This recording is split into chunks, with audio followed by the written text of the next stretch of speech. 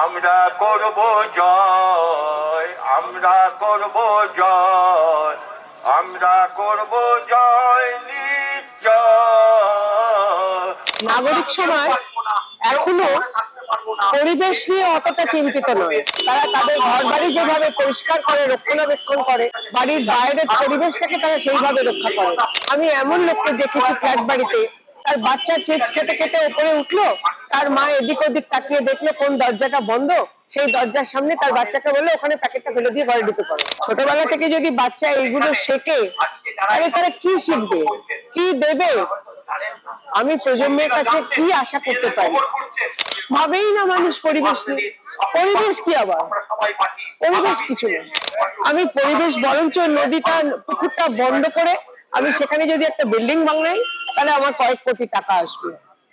এটা আমার চিন্তা ভাবনা। পরিবেশ আবার একটা জিনিস, কি বলছে এসব কিছু পাগলের প্রলাপ বকছে। পরিবেশটা কোনো ব্যাপার না।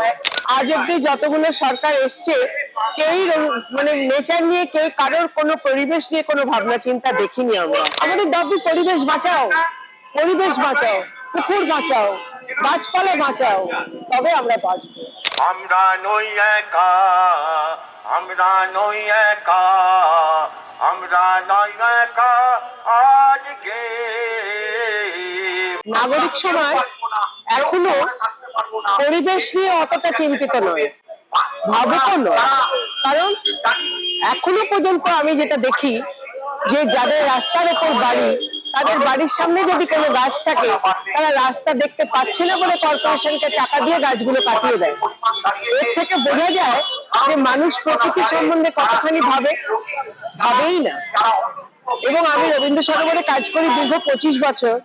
এখনো কোনো লোককে এখন কিছুটা হয়েছে, কিন্তু সেইভাবে যেভাবে আমি লোককে বলি করাই, সেইভাবে মানুষ ভাবিতে নয়। তারা তাদের ঘর বাড়ি যেভাবে পরিষ্কার করে, রক্ষণাবেক্ষণ করে, সেই রকম ভাবে নেচার বা বাড়ির বাইরের পরিবেশটাকে তারা সেইভাবে রক্ষা করে।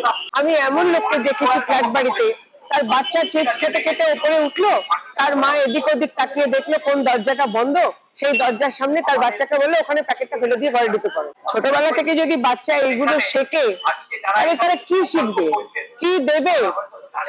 আমি প্রজন্মের কাছে কি আশা করতে পারি? তাই না? প্রজন্মকে তৈরি করবে কে? আমরাই তৈরি করব।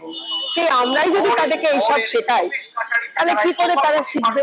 তাদের কাছ থেকে আমরা আশাই বা কি করে করব? আমি একটা জিনিস দেখতে পাচ্ছি, যেরকম জায়গায় এই প্রোগ্রামটা হচ্ছে, সেখানে ভিড়ে ভিড় হয়ে যাওয়ার কথা, যে পরিবেশ নিয়ে কাজ হচ্ছে, পরিবেশ নিয়ে কিছু বলছে। ভাবেই না মানুষ পরিবেশ নিয়ে। পরিবেশ কি আবার? পরিবেশ কিছু না। আমি পরিবেশ বরঞ্চ নদীটা, পুকুরটা বন্ধ করে আমি সেখানে যদি একটা বিল্ডিং বানাই, তাহলে আমার কয়েক কোটি টাকা আসবে। এটা আমার চিন্তা ভাবনা। কিন্তু পুকুরটা মানে রক্ষা করাটা আমার চিন্তার মধ্যে নেই। তাহলে কি করে হবে? কি করে তারা পরিবেশ নিয়ে ভাববে?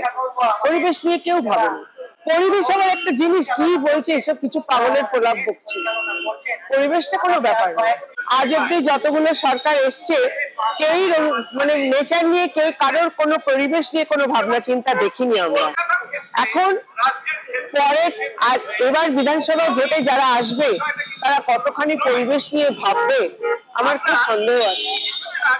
কিন্তু আমাদের দাবি পরিবেশ বাঁচাও, পরিবেশ বাঁচাও, পুকুর বাঁচাও, গাছপালা বাঁচাও, তবে আমরা বাঁচবো।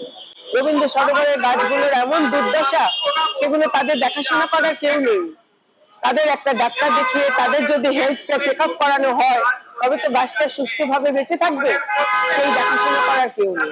শুধু লুট। রবীন্দ্র সরোবর থেকেও লুট হচ্ছে, সব জায়গায় শুধু লুটের রাজত্ব চলছে। আমার কথা হচ্ছে, এই আদিগঙ্গার উপরে যে ঘর বাড়ি তৈরি হয়ে গেছে, সেইগুলো তো ইলিগাল। এটাতে গঙ্গার ফ্লোটা নষ্ট হয়ে গেছে।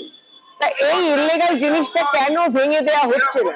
এরা বলছে সিপিএম করেছে, সিপিএম বলছে কংগ্রেস, যেই করুক। আমি যখন দেখতে পাচ্ছি এটা ইলিগাল, আমি কেন ভেঙে দিচ্ছি না? আমি কেন ভেঙে দিচ্ছি না? এটা তো আমার দায়িত্বের মধ্যে পড়ে।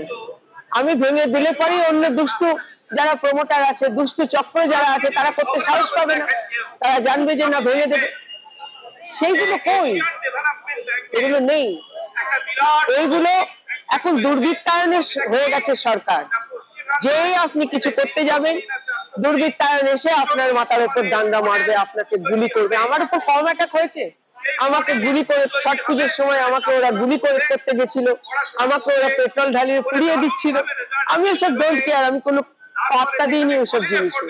আমি আমার কাজ করে যাই, অনেক চলেছি। 25 বছর, 2001 সাল থেকে 2025 25 বছর করছি। কিন্তু যেভাবে করছি, যেভাবে খাচ্ছি, সেইভাবে আমি রবীন্দ্র সরোবরটাকে মডেল করতে পারি।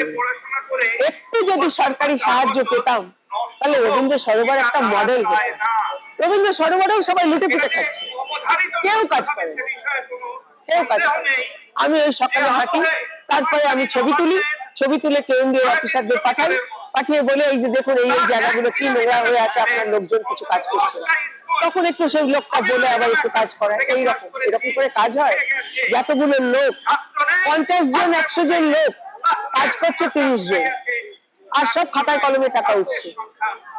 এই তো কি করে কাজ করবে, কি করে কাজ করবে? প্রচুর কাজ করতে, যারা সত্যি সত্যি ভালোবেসে কাজ করতে চায় না, তাদের অনেক বাধা, অনেক বাধা, তাদের কাজ করতে দিতে চায় না, ওরা কাজ করবে না।